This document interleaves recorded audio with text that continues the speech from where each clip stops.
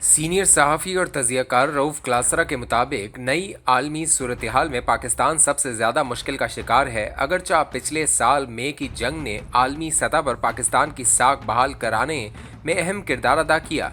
ये भी एक दिलचस्प बात है कि आजकल दुनिया भर में मुल्कों या कौमों की इज्जत इनकी मईशत से होती है, लेकिन हमारी इकनॉमी भले ख़राब है, लेकिन इस जंग की वजह से दुनिया में पाकिस्तान को इज्जत की निगाह से देखा जाने लगा। सदर ट्रंप ने भी पाकिस्तान की फौजी और सियासी क़यादत को व्हाइट हाउस मदऊ किया। मशरिक़ वस्ता के ममालिक पाकिस्तान के साथ दिफाई मुआहदों के लिए बेचैन थे। इन्हें लगा पाकिस्तान आर्मी ही इनका तहफ़्फ़ुज़ कर सकती है।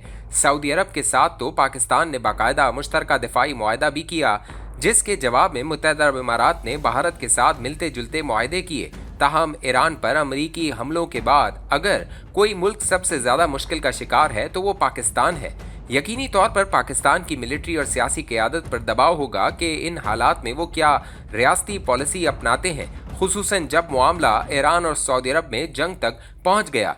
बात सिर्फ यहाँ तक नहीं रुकती, बल्कि ईरान मशरिक़ वस्ता के तमाम मुल्कों पर मिसाइलों या ड्रोन से हमले कर चुका और कर रहा है। अगरचे ईरान का कहना है कि वो सिर्फ अमरीकी अड्डों पर हमले कर रहा है, लेकिन अब दुबई और सऊदी अरब में सिविलियन टारगेट्स पर हमले हो रहे हैं। ईरान पर भी इसराइल और अमरीकी हमलों में सिविलियन बड़ी तादाद में जाँ बाक हुए हैं। एक स्कूल पर हमले में 150 मासूम बच्चे शहीद हो गए, जिसने सबको हिलाकर रख दिया। ईरान के सुप्रीम लीडर की शहादत अलग से ईरानियों के लिए शदीद गम की घड़ी है। अब जब खित्ते में जंग फैलती जा रही है, बड़ा सवाल यह है कि पाकिस्तान किस साइड पर खड़ा हो। मेरे ख्याल में पाकिस्तान के पास न्यूट्रल रहने के इम्कानात बड़ी तेज़ी से कम होते जा रहे हैं। पाकिस्तान को जल्द या देर कोई पोजीशन लेना पड़ेगी, खुसूसन अगर सऊदी अरब और ईरान के माबैन सूरत हाल ख़राब हुई।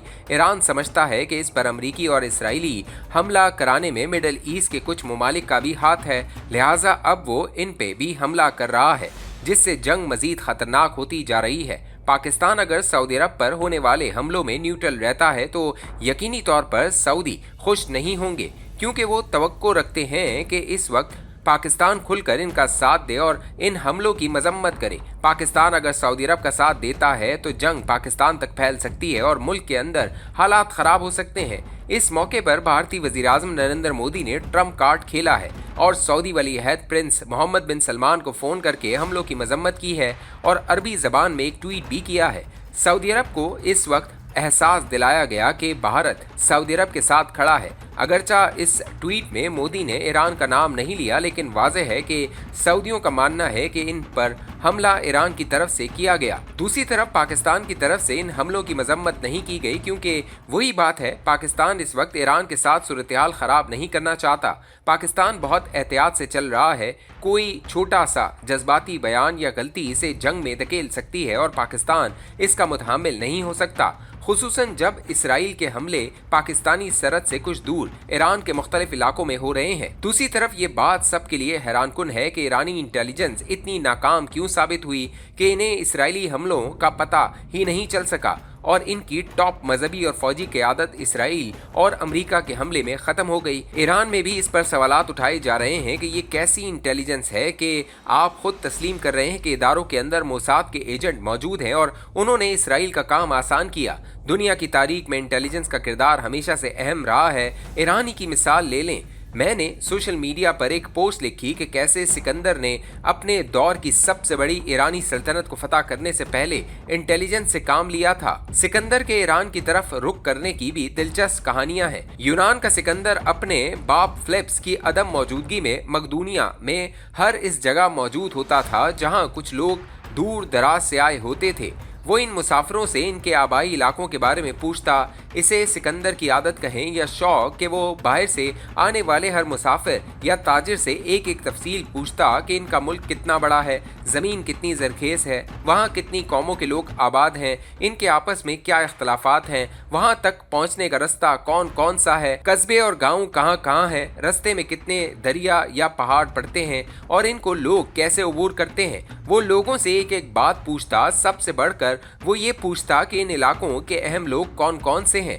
देखा जाए तो आज की जदीद ज़बान में नौजवान सिकंदर माशी इलाकाई स्ट्रेटजिक इंटेलिजेंस और खित्ते के बारे मालूमात इकट्ठी कर रहा था, जो बाद में इसके काम आई। जब इसने उस ईरानी सल्तनत जो अपने दौर की बहुत बड़ी ताकत समझी जाती थी को फतह करने के लिए फौजी चढ़ाई की।